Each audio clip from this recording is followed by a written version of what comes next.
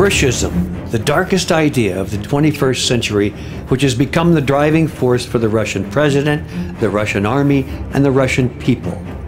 What is Ruscism, and how did it emerge? How did the world miss its birth and help it evolve? The word first appeared in 2014. Ukrainians came up with it as an accurate abbreviation for Russian fascism. After Russia's occupation of Crimea, Ukrainians were the first to realize that the whole of Russia is infected with fascism. But the world wasn't ready to believe it. The war Putin started in Europe in 2022 proves that Ruscism has totally won in Russia, and now it's threatening the world. Ruscism, in a one-party system without real elections. It means a cult of personality of Putin, who has ruled for more than 20 years. It's the idea that Russian people are somehow divine, and so have exclusivity over other nations. It means denial of the right of existence for Ukrainians, and these ideas are propagated in the media and in churches throughout Russia. Ruscism is militarization and expansion. Russians support the invasion of Ukraine and threaten the world with nuclear weapons. Ruscism is the domination of the crowd and elimination of any importance of minorities. It means mass gatherings around new totalitarian rituals and symbols. How did Russia become like this? Why didn't the free world see Russia's growing fascism over the last decade? Ruscism is a revanchist ideology. During the Soviet Union, Russians thought of the USSR as their empire, like in the days of the imperial czars. They felt this disintegration was a huge defeat by their enemies, the West, and it had to be avenged. During the economic decline of the 90s, memories of the imperial past kept Russians proud. Populists explained poverty and lack of achievements as attacks by a conspiracy of superpowers in the West. All this while the West believed Russia was reforming, becoming liberal, building a market economy. It even forced Ukraine to give its nuclear weapons to Russia under security guarantees that were later ignored.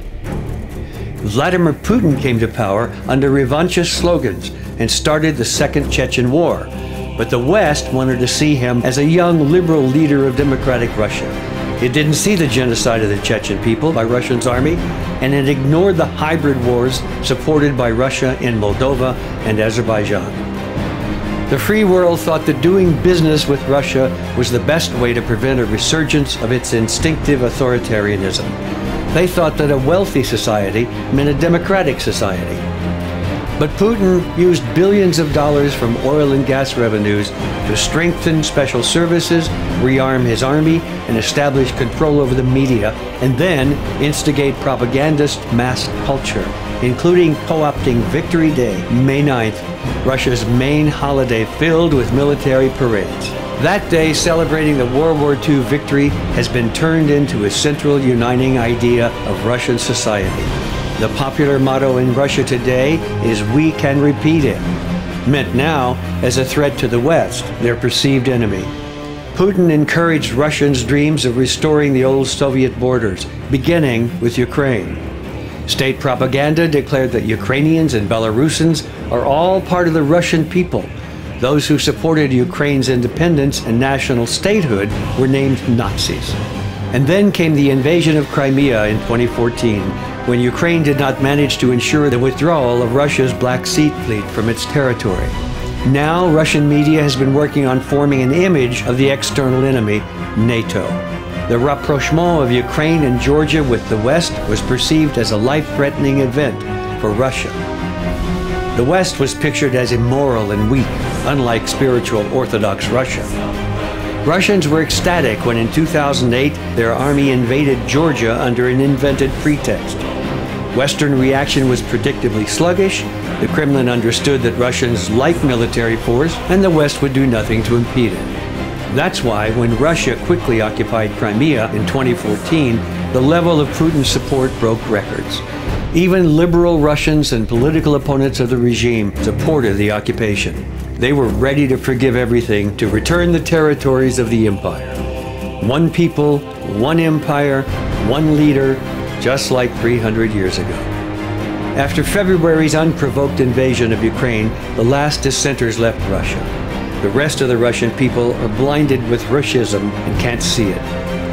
These Russians support the war against Ukraine while ignoring the contradictory justifications.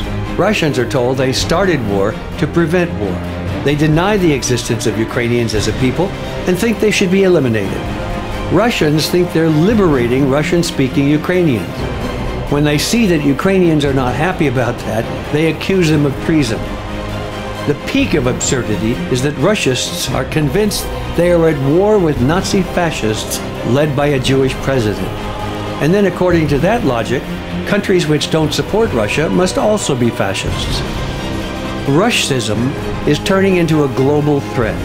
The only country besides North Korea making direct nuclear weapons threats to the world is Russia. It seems Ruscism's fundamental ideology allows for the destruction of our entire planet if the world refuses to live by its rules. The world has been ignoring the threat of Ruscism for a long time. No longer can it be ignored. Ruscism is an enemy not only for independent Ukraine, it's an enemy for the whole of mankind and our strive for freedom. The free world will certainly win over Ruscism this time, but this evil will try to re-emerge. Humanity must find a way to prevent Ruscism from taking root in future generations, or face even worse threats in the years to come. Russia and fascism must be stopped now.